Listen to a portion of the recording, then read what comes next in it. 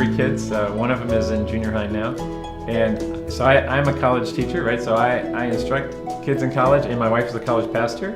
And seeing the kids that come into college and seeing those that thrive and those that don't makes a huge difference where they've come from. And often a youth pastor has a real big part in that. When I was a student in junior high and high school, the youth program at my church had a huge impact on me. In fact, I would say during my senior year in high school was when I really came to faith.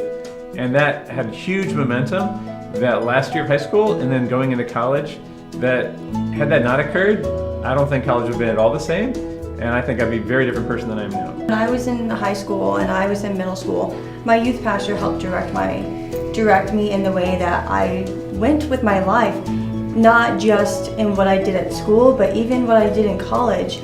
I would think back to some of the lessons that he would talk about, and it really applied to my life, not just in high school and middle school, but it applied to my life in college because I wasn't completely an adult yet, but yet these people were forcing me to make adult decisions.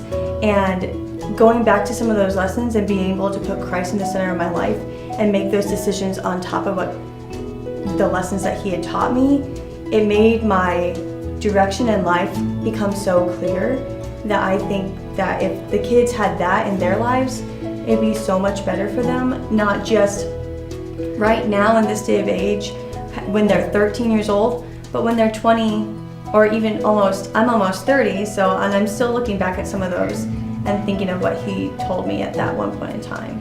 High school kids going into college, like I said, that's a big step, and a lot of that gets lost. And that's where I saw, a lot of my peers, a lot of young people go astray when their parents weren't there, and that wasn't somebody they wanted to talk to.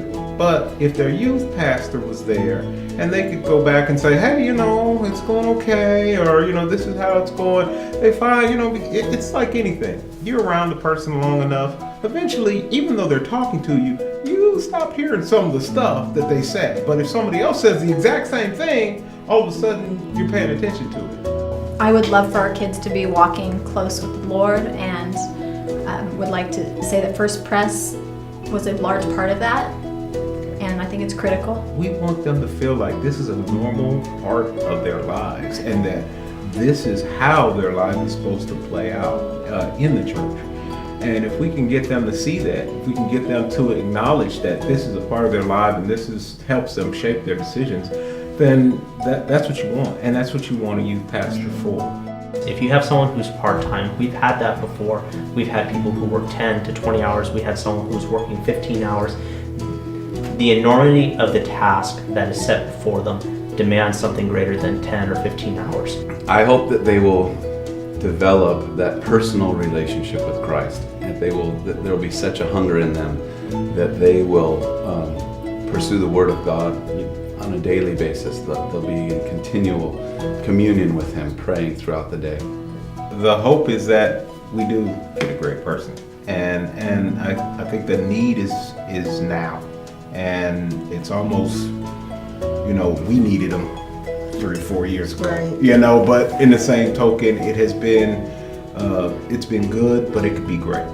And it could be great if we get the kind of person who can step in here and take us to that next level. We want somebody who is going to really commit to our kids, and for that to be true, we need to really commit to them.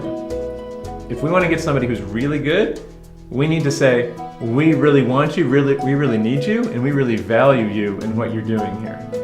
And then they can say, we really value you and your kids too, and we're going to commit to this.